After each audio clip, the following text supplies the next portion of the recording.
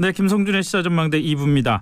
밀양 화재 참사 현장을 찾은 여야 지도부가 내탓 공방을 벌이면서 눈살을 찌푸리게 했습니다. 한 밀양 시민 얘기가 불난 집에 정치하러 왔냐 이런 쓴소리까지 했다고 합니다. 정의당 노회찬 원내대표 연결해서 관련한 말씀 좀 나눠보겠습니다. 노회찬 대표님 안녕하십니까? 예. 오늘 포털에 보니까 실검에 정의당 당원이라는 말이 올랐던데 누구 얘기인지 아시죠?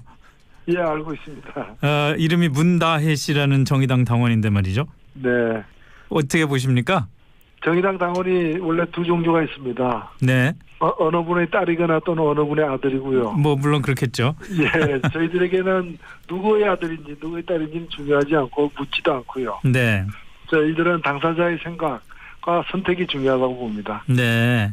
그래서 문다혜 씨가 저희와 함께하게 된 것을 굉장히 기쁘게 생각하고 네. 환영합니다. 청취자 여러분들 중에서 모르시는 분들을 위해서 문다혜 씨라는 정의당 당원은 지금 현직 대통령인 문재인 대통령의 딸입니다. 근데 더 놀라운 건 사실 대선 이후에 정의당 당원이 됐다고 하는데 물론 환영은 하시겠습니다만은 대선 이후에 정의당을 선택할 만한 이유가 어디 있었다고 보십니까? 그거는 그야말로 문다혜 씨 본인에게 여쭤봐야 될 일일 것 같고요. 네. 예, 저희들은 뒤늦게 알았습니다. 예. 뒤늦게 알았고, 여하튼 저희들은 이 정의당을 어렵게라도 선택해 주신 모든 분들께 네. 고맙게도 생각하고 한편으로는 또 같은 또 동료로서 네, 좀 자부심에 걸맞는 활동을 하고자 합니다.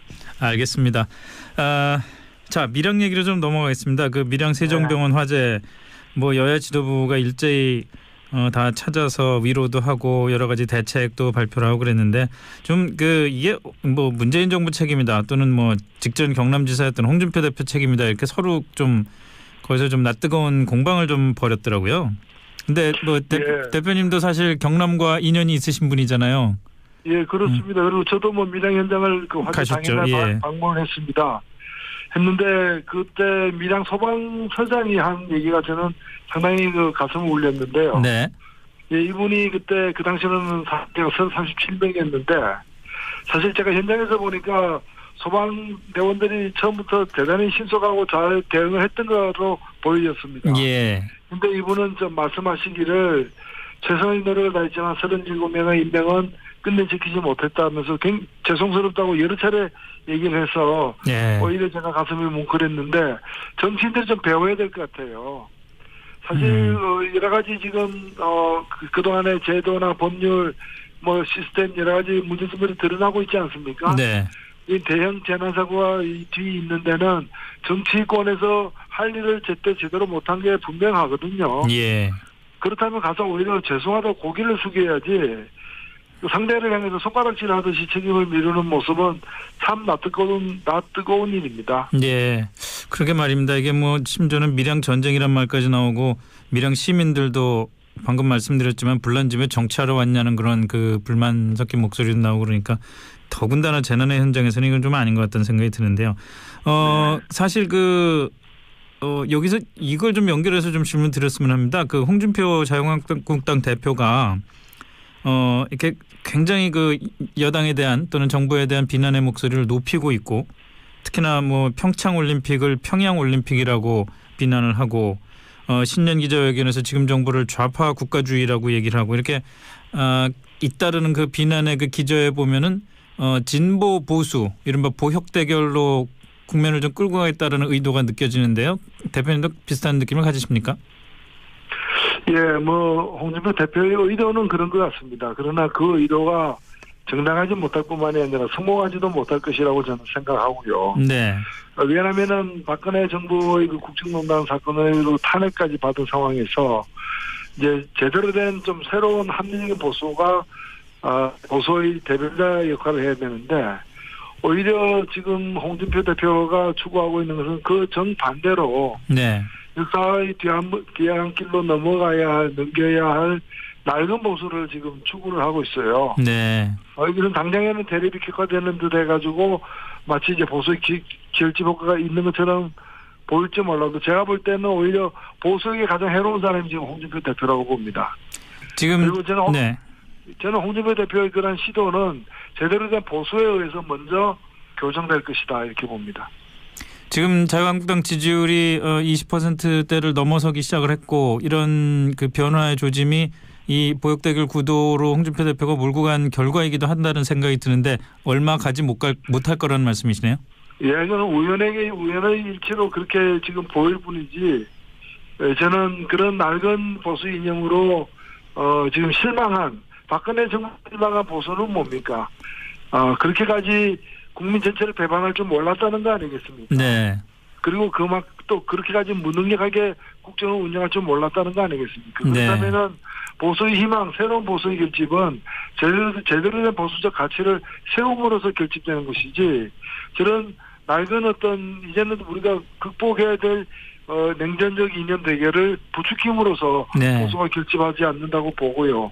그런 점에서 지금 여론조사도 잘 지켜볼 일이다 생각합니다. 예.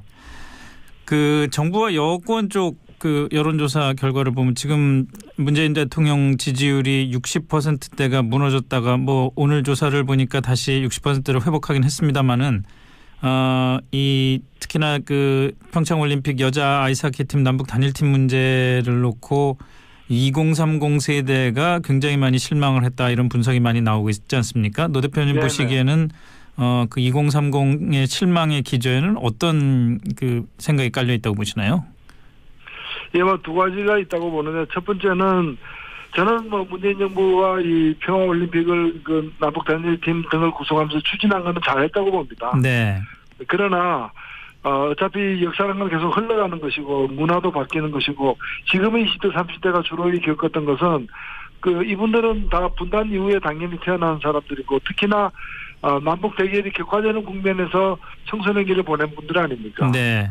남북이 좋았던 서로에게 도움이 되는 좋은 관계를 유지하는 한 걸 체험한 적이 없는 분들이거든요. 네. 그렇기 때문에 미사일 쏘아대고 핵 개발하고 있는 그런 것만 보아온 그 당사자로서 북한에게 저렇게까지 대접을 해줘야 되는 것에 대한 의문이 충분히 있을 수 있죠. 네. 그래서 저는 그분들의 정서를 감안해서 또 그분들의 어떤 여러 가지 성장의 어떤 배경 이런 까지 다 감안해서 접근을 해야 되는데 너무 이제 우리하고 생각이 똑같겠지 하고 이렇게 좀 거칠게 접근했던 네. 그런 점에서 좀 더 세심한 배려가 필요했다. 네. 여자 아이스하키 단일팀을 구성하는 데 있어서도 좀 더 세심한 배려가 저는 그 방향은 옳다더라도 그 과정에서의 어떤 좀 더 노력이 필요했다라는 것은 분명히 좀 지적되고 앞으로도 보완돼야 될 지점이고 비트코인 문제도 저는 마찬가지라고 봅니다. 네. 예, 뭐 절망에 빠진 분들 그거 말고는 별다른 어떤 자기의 어떤 처지를 갖다 개선시킬 방법을 찾지 못하는 사람들에게 그 위험도를 제대로 알리면서도 또 여러 가지 어떤 뭐 기술적 발전 전망 그리고 또 현재 20대 30대가 겪고 있는 문제의 해결을 위한 비전 이런 게 적극적으로 제시되어야 되는데 그냥 엄한 아버지처럼 이건 안 돼 이렇게 보여졌다는 거죠. 네. 예, 그래서 저는 정부 정책의 근간에 문제가 있는 것이 아니라 그것을 펼쳐내는 그런 로드맵 이런 것들이 좀 더 세심할 필요가 있겠다 이렇게 생각됩니다. 예. 지방선거가 이제 한 5달도 남지 않았는데 그 관련해서 정의당은 이번 지방선거 전략을 어떻게 잡고 있습니까? 네. 저희들은 뭐 이 지방선거에서 다음 목표, 즉 총선에서 원내교섭단체를 이뤄낼 정도로 국민적 지지를 확보하는 것의 교도보를 이번 지방선거에서 만들어내겠다라는 것이고요. 네. 그런 점에서 기초의원부터 시작해서 진짜 풀뿌리 정치 자원들을 갖다가 최대한 성장시켜내는 그런 걸 저희들은 목표로 하고 있고요. 네. 그리고 또 지금 원내 여러 정당들이 다당제화되고 있습니다만 유일한 또 집보정당으로서 네. 저희들의 어떤 가치와 저희들의 어떤 역할을 더 이제 광역단체장 선거 등을 통해서 알려내는 것을 목표로 하고 있습니다. 혹시 그 민주당과의 연대 가능성에 대해서는 지금 내부적으로 논의가 되는 게 있습니까? 연대에 대해서 저희들은 뭐 열린 사고를 하고 있습니다만 어느 당과 어느 지에서 어떻게 하겠다라는 걸 지금 정한 바는 없고요. 예. 그리고 워낙 지방선거가 굉장히 이제 선거가 많지 않습니까? 네. 그리고 다양하게 벌어지기 때문에 그런 부분들은 좀 이후에 이렇게 후보 개인에게 맡기지 않고 당 차원에서 계속 검토해 가기로 했습니다. 이 뭐 울산을 비롯해서 그 기초자치단체장 선거에서 정의당이 나름대로 그 선전을 한 지역들이 좀 있었는데 네네. 특별히 이번에도 그 단독으로 출마를 하든지 아니면 연대를 통해서 정의당의 지분을 얻어서 기초단체장 자리를 좀 얻겠다 이런 생각도 좀 하실 수 있을 그렇습니다. 것 같은데요. 예, 그런 여러 가지 좀 구상을 갖고 있습니다. 네. 지방선거에서 예를 들어서 민주당과 정의당이 연대해서 우리 노회찬 대표님을 경남지사의 후보로 내세우면 어떻겠냐는 얘기도 나오는 것 같은데요. 예. 그 경남지사 할 좋은 분들이 많습니다. 예. 좋은 분들이 많아서 안 나가시는 겁니까? 아니면 원내에서 하실 일이 많아서 안 나가시는 겁니까? 뭐 원내에서 할 일도 많고요. 네. 예. 그리고 또 제가 뭐 창원 국회의원이 된 지 얼마 되지도 않고 해서 예. 뭐 그런 계획은 안 갖고 있습니다. 알겠습니다.